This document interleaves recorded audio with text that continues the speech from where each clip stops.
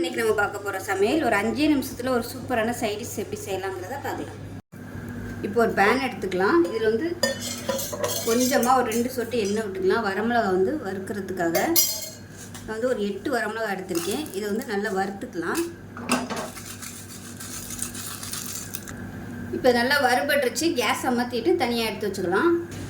இப்போ வறுத்து வச்சுருந்த மிளகாயை ஒரு மிக்ஸி ஜாரில் சேர்த்துக்கலாம்.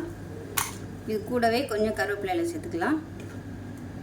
ஒரு 5 சின்ன வெங்காயம் சேர்த்துக்கலாம். தேவையான அளவுக்கு உப்பு சேர்த்துக்கலாம்.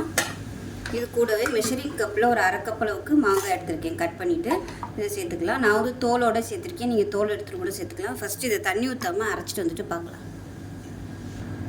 இப்போ இதில் மெஷரிங் கப்பில் ஒரு 1/2 கப் அளவுக்கு துருவன தேங்காய் சேர்த்துக்கலாம். இதையும் சேர்த்துட்டு தண்ணி ஊற்றாமல் நல்லா கெட்டியாக அரைச்சிட்டு பார்க்கலாம். இப்போ பாருங்கள், நல்லா அரைச்சிட்டு வந்துட்டேன். கொஞ்சம் கூட நான் வந்து தண்ணியே ஊற்றலை. நல்லா கெட்டியாக சூப்பராக அரைச்சாச்சு. இப்போ இது வந்து வலித்து ஒரு கிண்ணத்துக்கு மாற்றிக்கலாம். இது எல்லாத்தையுமே அந்த மாங்காயில் உள்ள அந்த தண்ணி பசையே வந்து நமக்கு நல்லா சரியாக சூப்பராக அரைக்கி வந்துடும். மாங்காய் தேங்காயில் உள்ள தண்ணி பசை, அதனால் தண்ணி ஊற்றணுன்னு அவசியம் இல்லை. இப்போ நமக்கு அருமையான மாங்காய் தேங்காய் போட்ட துவையல் ரெடி ஆயிடுச்சு. சாதத்தில் போட்டு பரட்டி சாப்பிட்றதுக்கு அருமையாக இருக்கும். செஞ்சு பாருங்கள். செஞ்சு பார்த்துட்டு எப்படி இருந்துச்சுங்கிறத சொல்லுங்கள். வீடியோ பிடிச்சிச்சுன்னா லைக் பண்ணுங்கள், கமெண்ட் பண்ணுங்கள், சேனலை சப்ஸ்கிரைப் பண்ணுங்கள், பக்கத்தில் உள்ள பெல் பட்டனையும் ப்ரெஸ் பண்ணுங்கள். நன்றி.